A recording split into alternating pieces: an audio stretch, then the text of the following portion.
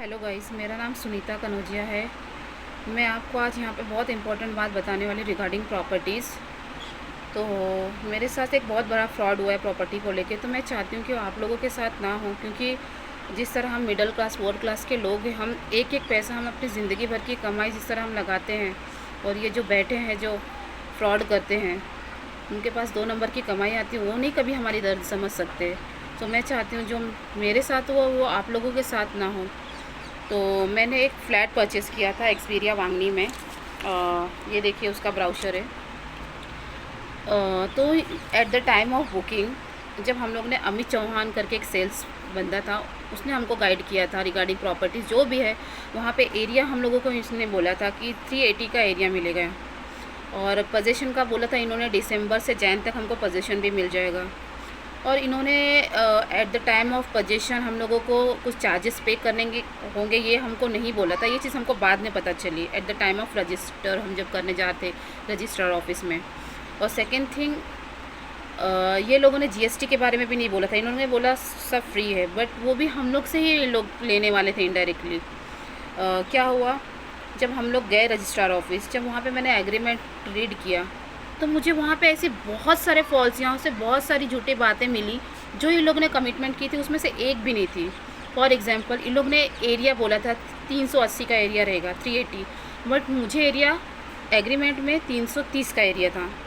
और second thing, position date उसमें थी 2025। आप सोचिए, मैं रेंट पे रहने वाली, मैं कहाँ से मैं भरूंगी इतने साल? मैं रेंट भी भरूंगी 8,000, मैं इनका 15-20 हज़ार, मैं इनका ईएमआई भी भरूंगी बैंक लोन का। मैं कैसे करूंगी सब चीज़ें? अगर उस टाइम मैंने अगर साइन कर दिया होता तो मुझे लगता कि मेरा 20 लाख तो डूब जाता। मैंने 20 लाख की प्रॉपर्टी बुक की थी, बट थैंक गॉड, मेरा भगवान से बहुत बहुत बहुत धन्यवाद बोलती हूँ भगवान को कि उन्होंने कहाँ से मुझे बुद्धि दी और मैंने वो चीज़ कैंसिल कर दी। ये है कि मैंने कहाँ से तो एडजस्ट करके अपना गोल्ड जो भी था मेरे पास वो बेच के, और थोड़े बहुत पैसे एडजस्ट करके मैंने 2 लाख जमा किए थे, वो मैंने इनको पे किया एज अ डाउन पेमेंट। वो मेरा पैसा चला गया, डूब गया। आप बताइए, मेरी गलती थी? अगर मुझे फॉल्स कमिटमेंट मिली है, वो चीज़ मुझे एग्रीमेंट में नहीं मिल रही है, और मैं उस वजह से मैं फ़्लैट कैंसिल करना चाहती हूँ, तो ये मेरी गलती है। मेरी क्या गलती मुझे नहीं मालूम। और मैं इनका कैंसिलेशन चार्जेस 50,000 है, प्लस 1 मंथ लेट होता है तो उस पर 10% एग्रीमेंट वैल्यू पे ये लेते हैं। तो मेरा 20 लाख का प्रॉपर्टी था, आप सोचिए मेरा 2 लाख रुपया चला गया। ऊपर से ये 18% इंटरेस्ट मांग रहे हैं, मैं कहाँ से दूँगी? मेरा वही पैसा चला गया, मुझे उसी का शौक लग गया। हम वही चीज़ को लेकर डिप्रेशन में हो गए। मुझे नहीं मालूम, हम तो सुसाइड करने पे आ गए थे। ऐसा हो गया, कहाँ से हमने जाके कंसल्ट किया है डॉक्टर से, जब जाके थोड़ी मैं ठीक हुई तो मैं ये वीडियो बना रही हूँ। मेरा ये फर्स्ट वीडियो। मैं गाइस ये चाहती हूँ कि बस जो फ्रॉड हम लोगों के साथ में हुआ है, मैं नहीं चाहती वो किसी और के साथ में हो। तो प्लीज़ गाइस, एक्सपीरिया वांगनी में फ़्लैट लेने से पहले तो मैं बोलूँगी ना ले। और सेकेंड थिंग, अगर आप लेते भी है, प्रेफर करते भी है, तो ज़रूर ज़रूर ज़रूर उसको चेक करिए। महारेरा साइड पे जाके उसको चेक करिए, कोई वकील कीजिए।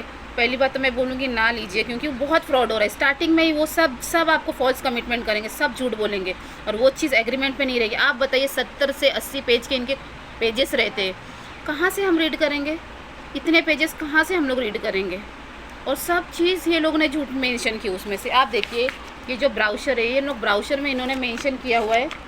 यहाँ ब्राउचर में जो फ्लैट हम लोग को दिखाने वाले थे उसमें इन्होंने 380 का मेंशन किया है। दिख रहा होगा आपको, ये वाला 380 का है, ठीक है।